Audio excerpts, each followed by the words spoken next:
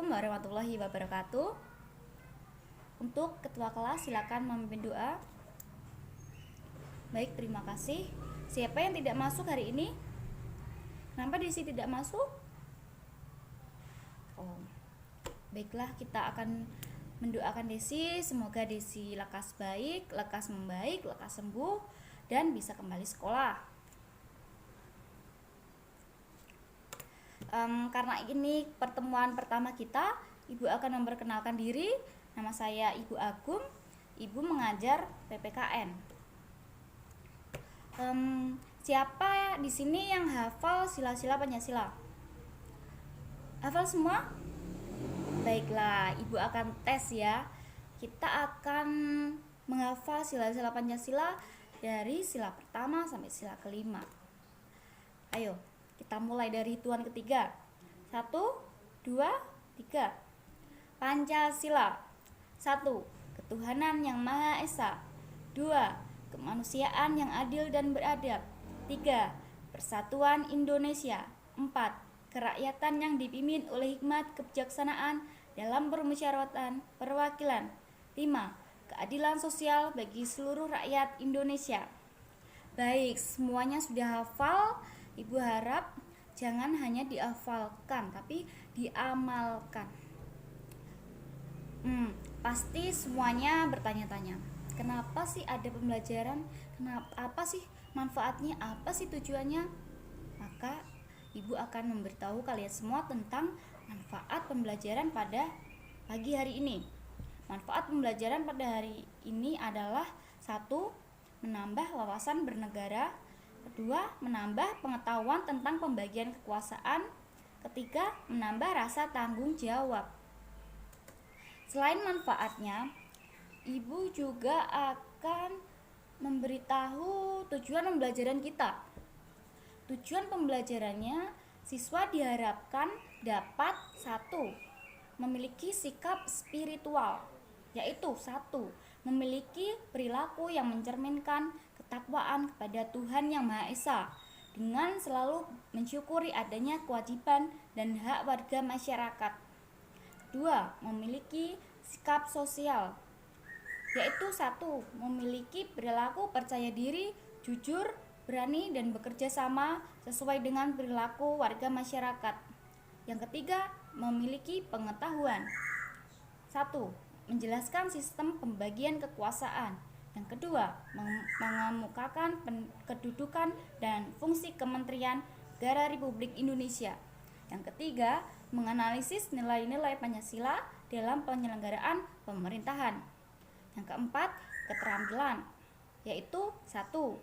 Mempresentasikan pembagian kekuasaan di Indonesia sesuai nilai-nilai Pancasila dalam kerangka praktik penyelenggaraan pemerintahan sesuai dengan nilai-nilai Pancasila dalam kehidupan bermasyarakat, berbangsa, dan bernegara. Yang kedua, menyimpulkan hasil presentasi tentang pembagian kekuasaan di Indonesia sesuai nilai-nilai Pancasila dalam kehidupan bermasyarakat, berbangsa, dan bernegara. Setelah kalian mengetahui manfaat dan tujuan kita pada pagi hari ini, maka Ibu akan memberitahu. Bab 1 yang akan kita pelajari adalah tentang nilai-nilai Pancasila dalam kerangka praktik penyelenggaraan pemerintahan negara. Sebelum masuk ke materi, Ibu akan menjelaskan mekanisme pembelajaran kita hari ini. 1. Ibu akan memberikan soal. Itu soal untuk setiap individu ya. Kedua, Ibu akan membagi kelompok berpasangan terdiri dari 2 orang. Yang ketiga, Ibu akan membagi kelompok yang lebih besar terdiri dari beberapa kelompok berpasangan tentunya. Yang keempat, presentasi untuk setiap kelompok. Yang kelima, sesi tanya jawab. Oke, sebelum masuk ke materi, Ibu mau anak-anak mencari literasi lain selain yang ada di buku paket. Tentunya buku paket harus disiapkan. Kalian harus menyiapkan buku paket. Lalu jika membawa laptop, silakan dibuka laptop, akses internet, mencari materi tentang hari ini. Dan jika memiliki buku literasi yang lain yang sesuai dengan materi hari ini boleh dikeluarkan. Baik, sudah? Oke. Ibu akan mengajukan pertanyaan, kalian mencatat ya. Pertanyaan pertama, sebutkan dan jelaskan salah satu contoh lembaga negara di Indonesia. Kedua, sebutkan dan jelaskan pembagian kekuasaan di Indonesia. Yang ketiga, sebutkan dan jelaskan landasan hukum pembagian kekuasaan di Indonesia. Itu soal untuk individu, bukan kelompok. Jadi setiap individu mengerjakan soal tersebut. Ibu akan memberikan waktu 5 menit agar kalian mengerjakan. Baik, sekarang waktunya mengerjakan. Sudah selesai? Oke. Sekarang kita akan membentuk kelompok berpasangan, yaitu kelompoknya teman sebangku ya. Jadi sebangku itu kan terdiri dari 2 orang, jadi itu termasuk dalam satu kelompok. Baik, per kelompok itu harus mendiskusikan hasil pemikiran individu tadi dengan menyesuaikan gagasan masing-masing dan menyatukan kesimpulan-kesimpulan poin yang terdapat dalam setiap pemikiran individu. Apakah sudah paham? Oke, kita akan mulai. Waktunya juga 5 menit. Baik, Ibu mulai ya. 1, 2, 3, selamat mengerjakan. Sudah selesai? Baik, Ibu harap semuanya sudah mencatat hasil diskusi masing-masing. Kemudian Ibu akan membentuk kelompok yang lebih besar.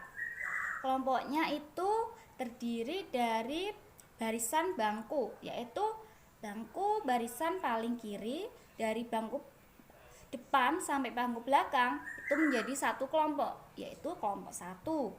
Bangku tengah dari barisan bangku paling depan sampai bangku belakang adalah kelompok 2.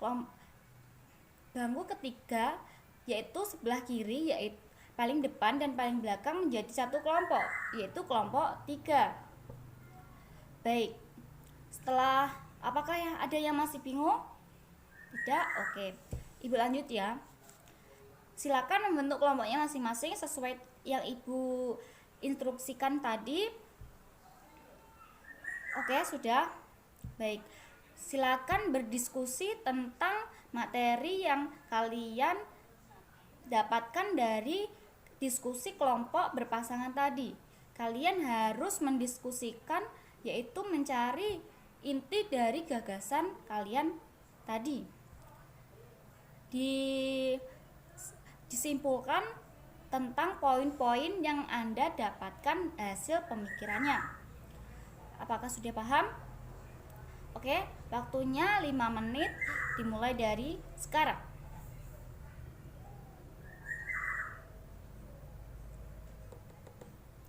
Oke, sudah? Baik, sekarang kita presentasi ya. Kelompok siapa yang ingin maju duluan? Tidak ada yang mau? Ibu akan tunjuk. Baik, Ibu mau tunjuk kelompok 3. Kelompok 3 silakan maju.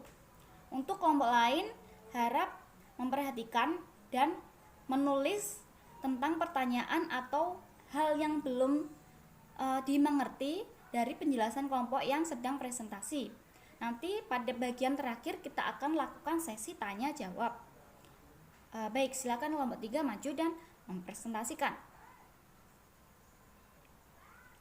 Oke, setelah semua kelompok maju, setelah semua kelompok mempresentasikan hasilnya, Ibu minta kalian per kelompok menyimpulkan poin-poin penting berupa hasil laporan secara tertulis. Ibu minta satu kelompok memberikan 1 lembar laporan dari hasil diskusi kalian tadi. Baiklah, silakan tulis hasilnya sekarang. Sudah? Baik, silakan dikumpulkan. Terima kasih. Sebelum menginjak ke pembelajaran selanjutnya, apakah ada yang ditanyakan? Apakah ada materi yang kurang paham? Tidak ada? Semua paham? Kalau begitu, Ibu akan tanya kepada anak-anak. Oke, pertanyaannya. Siapakah tokoh politik dan bapak liberalisme? Yang tahu silakan angkat tangan. Ya, Dinda? Silakan jawab. Salah, mohon maaf. Jawabannya kurang tepat. Tepuk tangan dulu buat Dinda. Selanjutnya siapa lagi yang mau menjawab? Ya, Rizky silakan. John Locke. Oke, jawabannya Rizky benar. Tepuk tangan. Jadi, tokoh politik dan bapak liberalisme adalah John Locke. Kita telah mempelajari nilai-nilai Pancasila dalam praktik penyelenggaraan pemerintahan negara.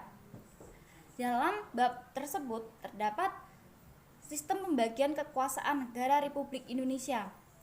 Ada dua macam pembagian kekuasaan negara, yaitu satu menurut John Locke, yaitu kekuasaan legislatif, kekuasaan eksekutif, kekuasaan federatif.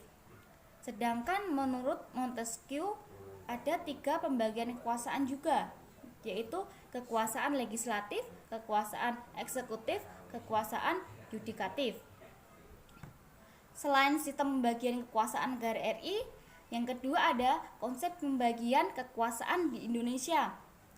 Pembagian kekuasaan secara horizontal, yaitu kekuasaan konstitutif. Yang kedua, kekuasaan eksekutif. Yang ketiga, kekuasaan legislatif. Yang keempat, kekuasaan yudikatif. Yang kelima, kekuasaan eksaminatif. Yang keenam, kekuasaan moneter. Selain pembagian kekuasaan horizontal, tentunya ada pembagian kekuasaan secara vertikal. Menurut pasal 18 ayat 1 Undang-Undang Dasar Negara Republik Indonesia tahun 1945 menyatakan bahwa Negara Kesatuan Republik Indonesia dibagi atas daerah-daerah provinsi, dan daerah provinsi itu dibagi menjadi kabupaten dan kota, yang tiap-tiap provinsi, kabupaten, dan kota mempunyai pemerintah daerah yang diatur dalam undang-undang. Untuk menyimpulkan materi hari ini, kesimpulannya adalah pembagian kekuasaan negara merupakan sebuah konsep demokrasi, di mana kekuasaan negara dibagi menjadi tiga pilar, yaitu eksekutif, legislatif, dan yudikatif. Dengan tingkatannya sejajar, dalam memiliki tugas yang saling melengkapi satu sama lain guna membangun negara. Konsep ini dinamakan trias politika. Alasan mengapa kekuasaan di Indonesia dibagi menjadi beberapa hal, yaitu karena satu, untuk mencegah tindakan sewenang-wenang atau otoriter. Kedua, untuk menciptakan kepentingan umum bagi kesejahteraan rakyat. Ketiga, mencegah penyalahgunaan kekuasaan. Yang keempat, mensinergikan fungsi kekuasaan. Yang kelima, mempermudah dan mengoptimalkan kinerja suatu badan pemerintahan. Untuk menutup pertemuan kita hari ini, Ibu akan memberikan tugas kepada anak-anak semua. Diharapkan anak-anak semangat mengerjakan ya. Untuk tugasnya silakan buka paket. Tugasnya pada tugas kelompok 1.1, mengidentifikasi terhadap lembaga negara, wewenang setiap lembaga negara yang tercantum dalam tabel dengan teknik PowerPoint secara berkelompok berpasangan. Kelompoknya sesuai pasangan tadi ya, sebangku. Terdiri dari 2 orang. Dipresentasikan di pertemuan berikutnya. Apakah ada pertanyaan tentang tugasnya? Ya, baik. Saya harap kalian semua mengerjakan dengan baik. Untuk mengakhiri perjumpaan kita pada pagi hari ini, kita mengucapkan hamdalah bersama-sama. Alhamdulillahirobbilalamin. Ibu memohon maaf bila ada kesalahan dan penjelasan materi yang kurang tepat, tapi Ibu harap kalian semua bisa memahami materi hari ini dengan baik. Wabillahi taufik wal hidayah. Assalamualaikum warahmatullahi wabarakatuh.